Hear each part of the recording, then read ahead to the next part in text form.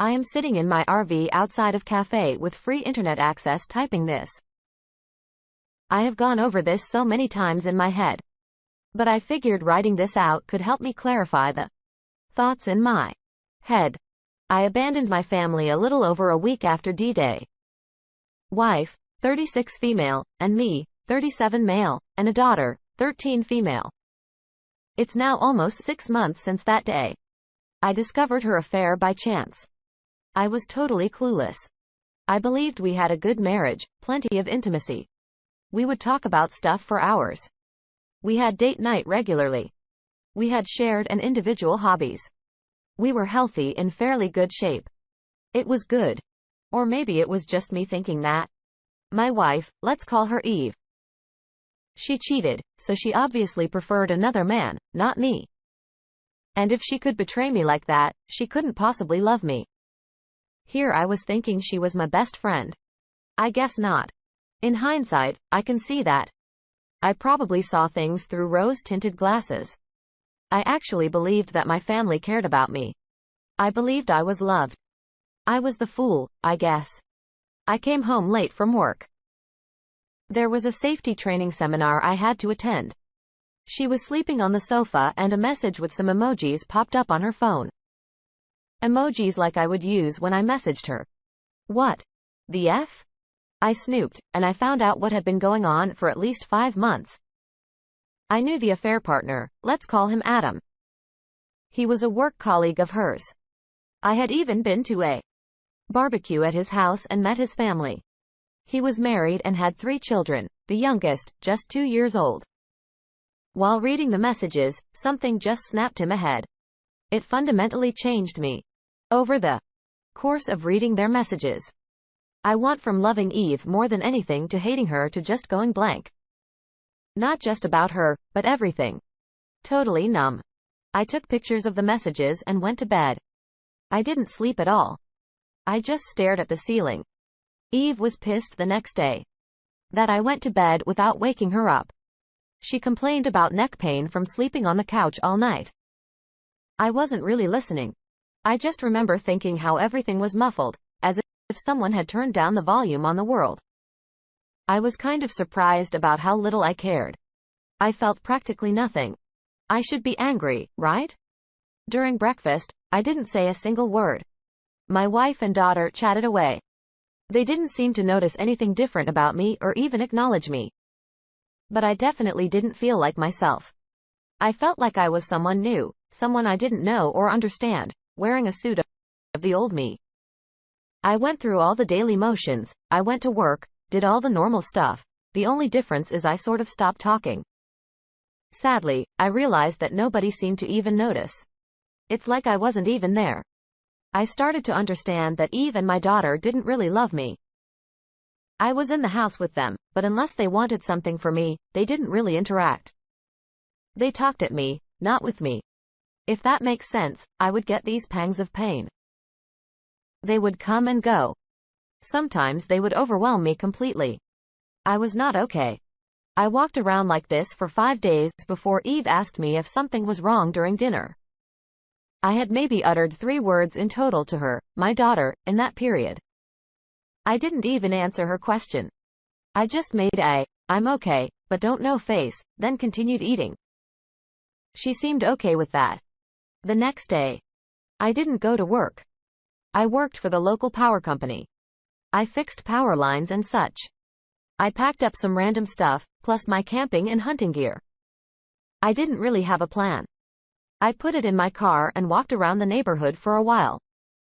I ended up at the kitchen table waiting for the wife to come home. She came home with a few bags of groceries. She immediately started talking about her day while unpacking. I just added the kitchen table in pain. She didn't even look at me apart from one glance as she entered the kitchen. Daughter popped in and did the same. Their backs returned to me and they talked about some trivial crap on sale. I have never felt so rejected, unappreciated, and so alone. I felt totally invisible. Like I wasn't there, or that I wasn't worth acknowledging. I was thinking back on our lives and all I could see was that they didn't care about me at all. They probably never did. I was an accessory to their life. I just didn't matter to them. I was a convenient and useful prop. I was hit with a wave of pain. I cried. Still, they didn't notice, so I got angry. Very angry. I had a glass of water in front of me. I stood up and threw it hard at the tiles over the sink. It just exploded. Glass shards rained over everything. They both turned around angry. They froze. Unsure what to do when they saw my contorted, tear-soaked face. It was uncomfortably quiet for a long while before I spoke. Eve? I know all about your cheating with Adam. I was surprised how clear I came out since I was clenching my jaw so hard it hurt. My daughter looked at Eve. What? Is that true, Mom? Eve started to try to explain. She briefly glanced at me and said, Sorry. I can explain. Then she turned back to our daughter and they started arguing. Again, it was like I was invisible or something. Hello, the glass thrower here. After a few minutes watching their increasingly heated argument, I just walked out and got in my car. I looked at them again through the window, still arguing in the kitchen. They didn't even notice I had left. I sat there for a few more minutes before I gave up and just drove off. It took maybe 15 minutes before Eve tried to call me. Then call after call after call. Then a flood of texts from both of them. I just ignored it and eventually turned the phone off. The next day, I took half of our money out and called my boss. I told him I didn't know when I would be back. He told me if I didn't show up, I was fired. I just told him, okay, and hung up. I just didn't care. I went to Adam's house. His wife opened. I gave her a copy of the messages and told her what Adam and my wife had been up to. I left her crying on the stairs. At the end of the day, I ended up in a cheap hotel at the edge of town. Next few days were kind of a blur while I tried to come to terms with things. I didn't make any real progress, mostly staring at the wall, trying to think of reasons not to end myself. Eve's older brother is a cop. Let's call him Bob. Bob showed up on the third or fourth day. I'm not sure. I don't know how he found me. He tried to interrogate me. I didn't say anything. When I didn't engage, he told me I was under arrest and put me in cuffs. However, he didn't take me to the station like I expected. He took me home instead. Bob dragged me into the living room where my wife and daughter immediately started berating me. Still, I said nothing. I just listened in amazement while they told me how terrible this was for them. What a terrible a hole I was for making them worry. It went on for a while. In the end, Eve screamed at me, say something. I stared at her for a while before calling me saying, I have nothing to say to you, whore. Bob freaked out and slammed me against the wall, screaming at me to not talk to his sister that way. I got a lot of satisfaction out of Bob's violent reaction. I don't know why. It made me so happy I was laughing. Bob's wife left him 4 months earlier. I smiled at Bob. You're pathetic, Bob. Did you beat your wife too, Bob? Is that why she left you? Bob hit me hard. I went down. Wife and daughter started screaming their heads off. As I start to get up, I just laughed even harder. I just couldn't help myself. I was bleeding from somewhere. I saw it on the floor. I am still in handcuffs, laughing. Maybe it was the absurdity of it all. I spat blood in Bob's face and said, F you, Bob. He hit me again, hard enough to knock me out cold this time. I woke up in the hospital. I puked all over the floor the second I opened my eyes, so I knew I had a concussion. Eve, Bob, and my daughter was there. They were talking at me. I was too confused to make it out. A nurse appeared and asked them to leave. She got me a pen to puke in and called someone to clean. While she was taking my pulse, I told her that my family put me here and that they were not to come anywhere near me. That if they came back into the room, I would leave. I would just run away. She argued kind of sternly that running or even getting up was a really bad idea for me, but she would talk to security. I didn't see them again in the hospital. It was bliss. Finally, I felt a little peace. I could think. I was thinking about maybe reporting Bob to get him fired, but as a small town, his colleagues would probably cover for him. I considered confronting my wife, but that didn't make any sense to me either. I decided to disappear, to turn into a ghost. I wanted nothing to do with these people ever again. I made a letter to each of them. I warned Bob that if he ever bothered me again, I would report him. I told my daughter that Eve had betrayed me and that she would be without a father from now on. To Eve, I made a longer letter. I tried to be as practical as possible. I told her to sell the house, that I won't be paying the mortgage or utilities anymore. I told her reconciliation or even contact was impossible, especially after she had sent her brother to drag me back and beat me senseless in front of them. I explained that I won't do anything for her ever again. So if she wants a divorce, she will have to arrange it. I told her I will disappear, and I don't want to be found. That if she interferes with my life again, I will simply end myself, that we will never speak again. I ended it with how much she had hurt me. I really regret giving her that last sentence. It's like I let her steal a little bit more of me. Like, I let her give me a little more pain. In the hospital, I made a plan on how I could disappear. Eve gave the hospital some fresh clothes and they forwarded it to me. Then one evening, I just went out the rear fire escape.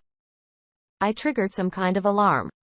I was panicking a bit, but thankfully no one stopped me. I got back to the hotel to pick up my car. I traded it with a small RV and set off. I got a new phone. The only person I called was my father. I told him everything and told him if he gave my new number to anyone I would become totally unreachable forever. He could call me if he needed to. Reach me if I needed to sign something. Other than that, I wanted to be left alone. For the first few months, I grieved the loss of my old life, but I came to realize that I grieved the loss of a fantasy, a memory that only existed in my head. The loving wife and daughter, the family, friends. It was all just an illusion in my head. These people never really cared for me. Over time, I started to rebuild a sort of life. Only this time, I was a total ghost. I ghosted all of society. Now, I am only a P.O. box. I run a safety deposit box to keep valuables and cash. I do odd jobs for money. I hunt and fish and scavenge. My money consumption is insignificant, so my cash reserves are actually growing. I don't pay taxes. I don't have a bank account. When people ask my name, I answer people call me Fred. It's not my name. I go out of my way to not contribute to society or anything else for that matter. I am still invisible.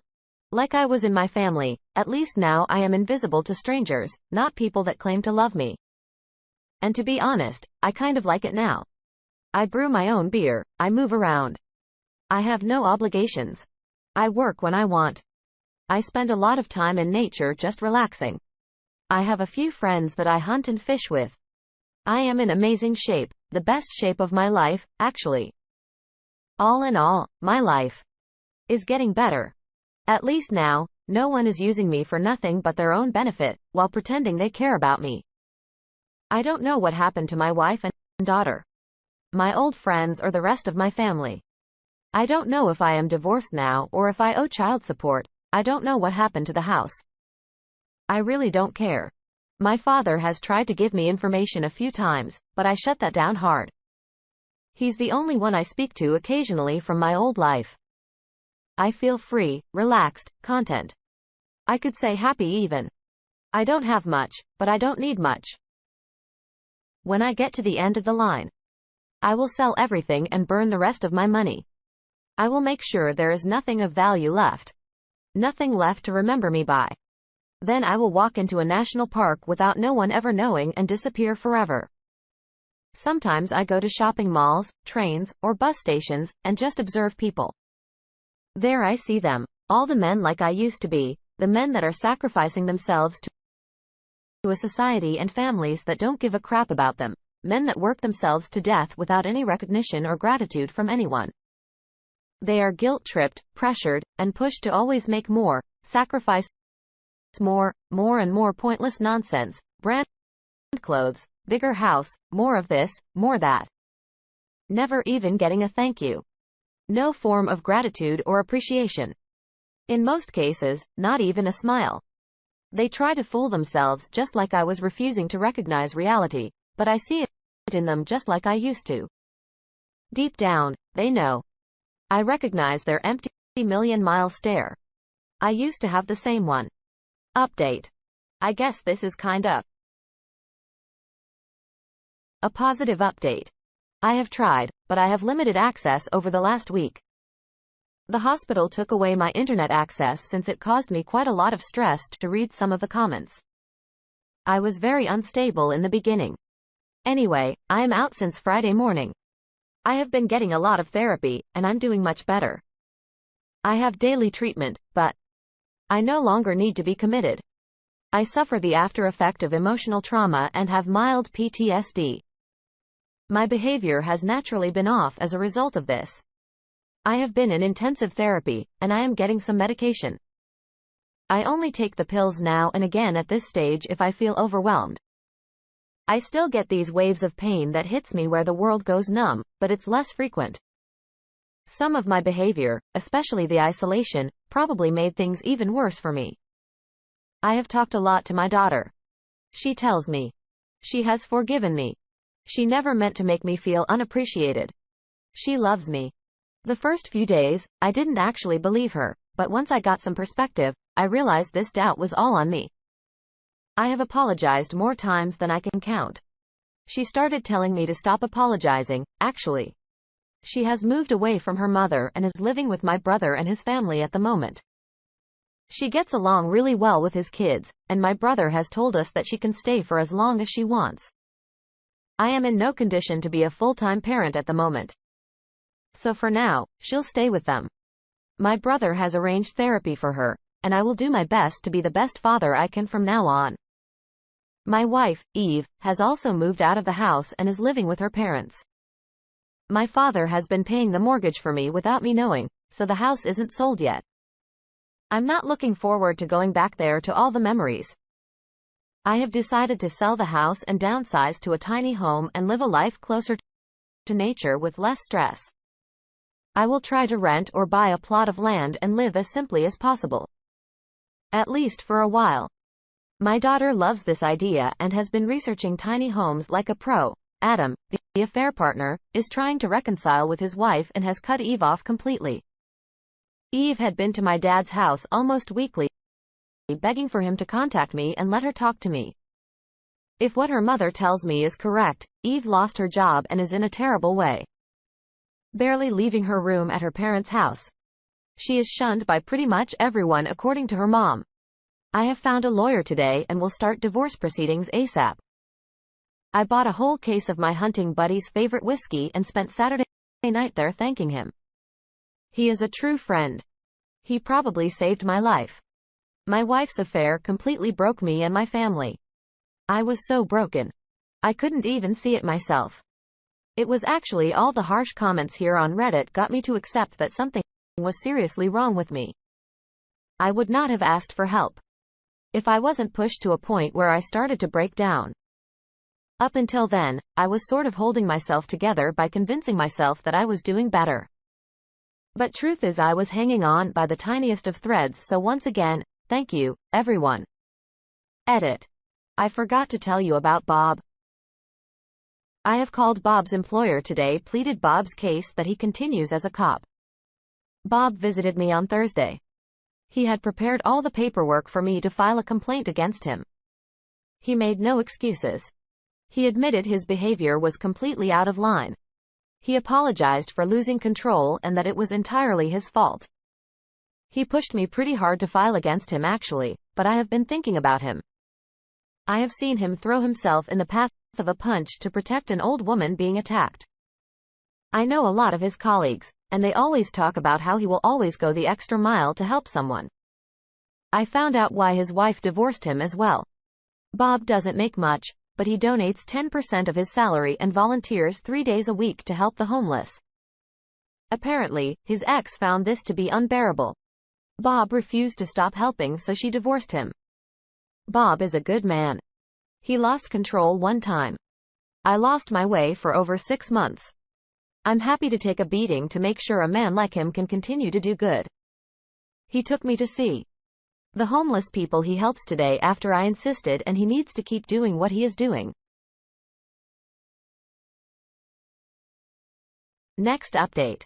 4 months later, I have gotten a lot of therapy and I'm fairly stable. My daughter is doing well. I am, however, a different person now. I have a hard time trusting people. Apart from my daughter, I prefer solitude and I have a very low public profile in general. I don't know if I would say something is broken inside of me. I guess you could say I am broken compared to who I used to be, but I am not unhappy.